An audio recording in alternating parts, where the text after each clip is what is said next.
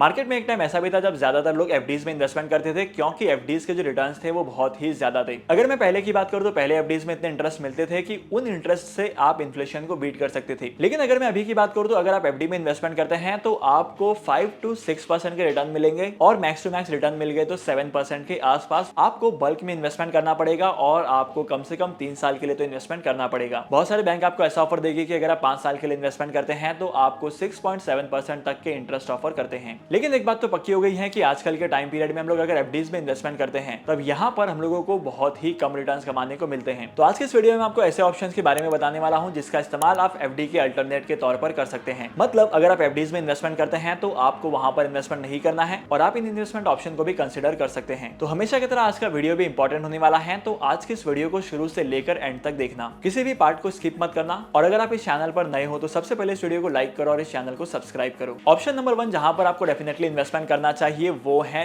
Government securities. Government securities एक तरीके का बॉन्ड होता है जो गवर्नमेंट ऑफ इंडिया इश्यू करती है, और ये गवर्नमेंट ऑफ इंडिया इश्यू करती है, इसलिए अगर आप यहाँ पर इन्वेस्टमेंट करते हैं तो आपके प्रिंसिपल की सेफ्टी होती है और आपको जो इंटरेस्ट कंपोनेंट मिलने वाला है उसकी भी सेफ्टी होती है, बिकॉज गवर्नमेंट ऑफ इंडिया यहाँ पर आपको सेफ्टी प्रोवाइड कर रही है। अगर आप यहाँ पर इन्वेस्टमेंट करना चाहते हैं तो इस इन्वेस्टमेंट ऑप्शन का टाइम ड्यूरेशन अलग अलग हो सकता है। आप 1 साल से कम टाइम पीरियड के लिए भी इन्वेस्टमेंट कर सकते हैं और 1 साल से ज्यादा के टाइम पीरियड के लिए भी इन्वेस्टमेंट कर सकते हैं। अगर आप 1 साल से कम ड्यूरेशन के लिए इन्वेस्टमेंट करते हैं तो इस इन्वेस्टमेंट ऑप्शन को कहते हैं टी बिल्स, और टी बिल्स में आप इन्वेस्टमेंट कर सकते हैं 30 डेज के लिए, 90 डेज के लिए और 364 डेज के लिए। लेकिन वहीं पर अगर आप लॉन्ग टर्म के लिए इन्वेस्टमेंट करना चाहते हैं, 1 साल से ज्यादा के पीरियड के लिए इन्वेस्टमेंट करते हैं, तो इन बॉन्ड्स को कहते हैं गवर्नमेंट सिक्योरिटीज। किसी भी गवर्नमेंट सिक्योरिटीज में इन्वेस्टमेंट करने से पहले आपको 2 चीजों का ध्यान रखना है। सबसे पहला तो यह है कि जिस गवर्नमेंट सिक्योरिटीज में आप इन्वेस्टमेंट कर रहे हैं उसका ड्यूरेशन क्या है, कितने टाइम पीरियड के लिए आपको इन्वेस्टमेंट करना है, और सेकंड कंपोनेंट ये है कि आपको उस पर इंटरेस्ट कितना मिलेगा। गवर्नमेंट सिक्योरिटीज में आप 1 साल के लिए इन्वेस्टमेंट कर सकते हैं, 3 साल के लिए इन्वेस्टमेंट कर सकते हैं, 5 साल के लिए इन्वेस्टमेंट कर सकते हैं और मैक्सिमम 40 ईयर्स तक के लिए इन्वेस्टमेंट कर सकते हैं। तो जब भी आप इन्वेस्टमेंट करेंगे तो आपको ये पता होना चाहिए कि आपको कितने टाइम पीरियड के लिए इन्वेस्टमेंट करना है। अगर आप शॉर्ट पीरियड ऑफ टाइम के लिए इन्वेस्टमेंट करना चाहते हैं तो मैं आपको पर्सनली ये एडवाइस करूंगा कि आपको 3 साल तक की इन्वेस्टमेंट करनी है। और एक इंपॉर्टेंट चीज ये है कि जितना ज्यादा आपका गवर्नमेंट सिक्योरिटीज का टाइम पीरियड होगा, मतलब जितने लंबे टाइम पीरियड के लिए आप इन्वेस्टमेंट करेंगे उतने ज्यादा आपको रिटर्न्स मिलेंगे। करंटली अगर आप गवर्नमेंट सिक्योरिटीज में इन्वेस्टमेंट करते हैं तो 7% से लेकर 7.20% के आसपास के रिटर्न्स आपको कमाने को मिलते हैं। और अगर आप गवर्नमेंट सिक्योरिटीज में इन्वेस्टमेंट करते हैं और इसके ऊपर जितनी भी इनकम कमाते हैं उसको क्लब किया जाता है इनकम फ्रॉम अदर सोर्सेज पर, और इसके बाद नॉर्मल टैक्स स्लैब के हिसाब से इसके ऊपर टैक्सेशन लगता है।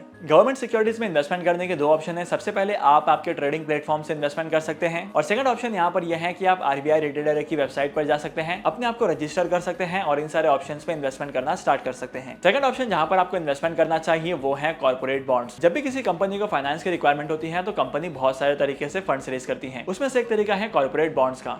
जब कोई भी कंपनी बड़े बड़े प्रोजेक्ट्स को लॉन्च करती है और फंड्स की रिक्वायरमेंट होती है, जैसे कि वर्किंग कैपिटल के रिक्वायरमेंट को फुलफिल करना हो, या नई मशीनरी में इन्वेस्टमेंट करना हो, या नए प्लांट में इन्वेस्टमेंट करना हो, तब ऐसी सिचुएशन में कंपनीज कॉर्पोरेट बॉन्ड इशू करती हैं और इन कॉर्पोरेट बॉन्ड के थ्रू पैसा उठाती हैं। अगर आप इन कॉर्पोरेट बॉन्ड्स में इन्वेस्टमेंट करते हैं तो आपको 7% से लेकर 8% तक के रिटर्न आराम से कमाने को मिलते हैं। लेकिन आपके जो रिटर्न है डिपेंड करते हैं कि आपके जो बॉन्ड की कैटेगरी है वो कौन सी है। मार्केट में बहुत सारी क्रेडिट रेटिंग एजेंसीज हैं जो इन कंपनीज के बॉन्ड्स को रेटिंग देती हैं, और इन रेटिंग के हिसाब से ही डिसाइड होता है कि कौन सी कंपनी के बॉन्ड में इन्वेस्टमेंट करना चाहिए, कौन से कंपनी के बॉन्ड में इन्वेस्टमेंट नहीं करना चाहिए। और अगर मैं इन क्रेडिट रेटिंग एजेंसीज के रेटिंग की बात करूं तो ये रेटिंग जो है वो AAA, AA, BBB ऐसी रेटिंग्स देती हैं, जहां पर AAA रेटिंग सबसे सेफ होती है और सबसे, वहीं पर अगर मैं B कैटेगरी, C कैटेगरी या D कैटेगरी की बात करूं तो ये सारे लोअर लेवल के होते हैं। अगर किसी कॉर्पोरेट बॉन्ड की रेटिंग अच्छी है तो इसका मतलब यह है कि आपका पेमेंट जो है आपको टाइम पर मिलेगा और आपके इंटरेस्ट भी टाइम पर मिलेंगे। AAA रेटिंग वाले कॉर्पोरेट बॉन्ड के बारे में ये माना जाता है कि ये कंपनी डिफॉल्ट नहीं करेगी। वहीं पर अगर किसी बॉन्ड की रेटिंग C है या D है तो इसका मतलब यह है कि आपका पैसा वापस आने में टाइम लग सकता है। ज्यादातर केसेस में कंपनी डिफॉल्ट कर सकती है या चांसेस बहुत ज्यादा हैं। और नॉर्मली आपको मार्केट में देखने को मिलेगा कि जिस कॉर्पोरेट बॉन्ड की रेटिंग अच्छी है वहां पर आपको इंटरेस्ट कम कमाने को मिलेगा। लेकिन अगर किसी कॉर्पोरेट बॉन्ड की रेटिंग कम है, मतलब किसी कॉर्पोरेट बॉन्ड की रेटिंग B, C या D है, तो यहाँ पर आपको ये कंपनीज कंपैरेटिवली